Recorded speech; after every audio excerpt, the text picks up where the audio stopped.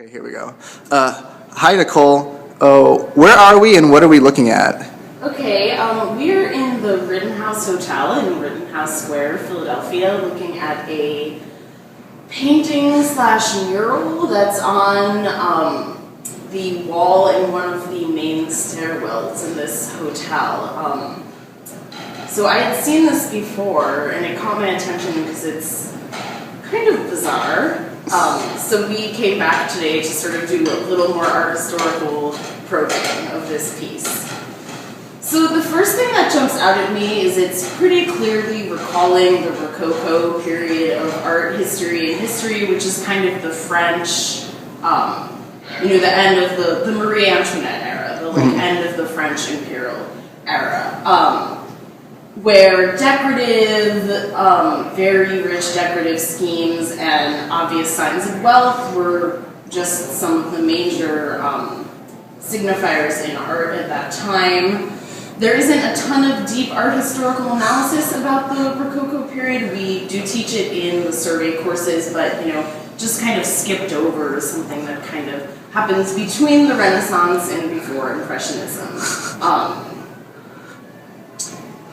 Yeah, so they seem to be recalling that era in this painting, but you start to look closer and there's some strange things going on, both iconographically, visually, and time period wise. So you start to look up in the back by the people who look like they might be in box seats for a theater, and then kind of further in the background in this main room, you see people who look kind of like European street performers, like clowns or mimes or pierrots, which those were very popular figures in Picasso's pre-Cubist paintings, the rose and blue periods, and it does kind of make me wonder when this piece was made.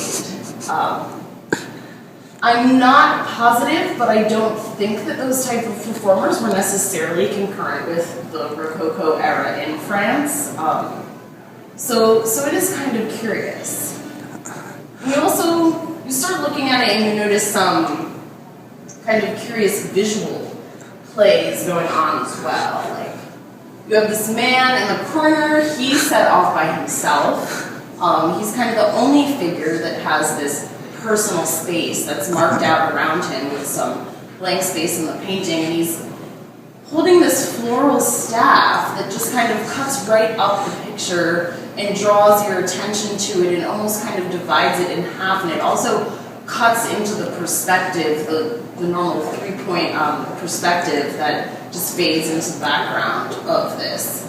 Matt also pointed out to me before we started this sort of kind of hokey visual plays, like this man with the mask and his eye is lined up exactly with the mask. So you're getting perspective where it looks like the eye is both forward and back. We have this super strange thing going on here where it's almost like a body with just decorative hair on it. The woman's turned so sharply in an anatomically impossible way that it almost just looks like a weird thing floating on a body. We also have in the very back corner some completely shadowed out figures, and again, sort of like the man with the staff, they're the only example of that type of rendering in this entire picture. So there's something different going on with them. Are we supposed to have our attention drawn to them? Can't quite tell what the artist's intention is, but they're definitely setting those figures apart with some different visual conventions there. So you see, we start to look at this, and it's strange when you first look at it. It looks sort of pat and punny, but you start digging into it, and there's some sort of interesting things going on there. Is the artist playing with you? What do they want you to be paying attention to?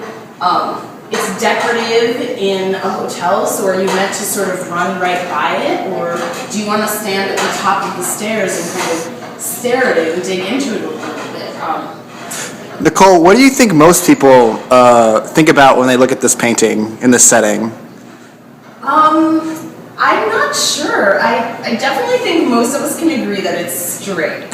And I think most people would think it's strange. I think some people would think of Eyes Wide Shut. It has a kind of spooky Kubrick vibe going on as well. But what I think about it in relation to its place is it kind of supposed to like indicate that you can have a fun Marie Antoinette style party with the wealthy up here in the Rittenhouse Hotel. I mean, I don't know if these people are decoration or if they're supposed to be almost actors, kind of showing you the type of thing you might be able to do here, have fun and be with the French imperialists. Awesome.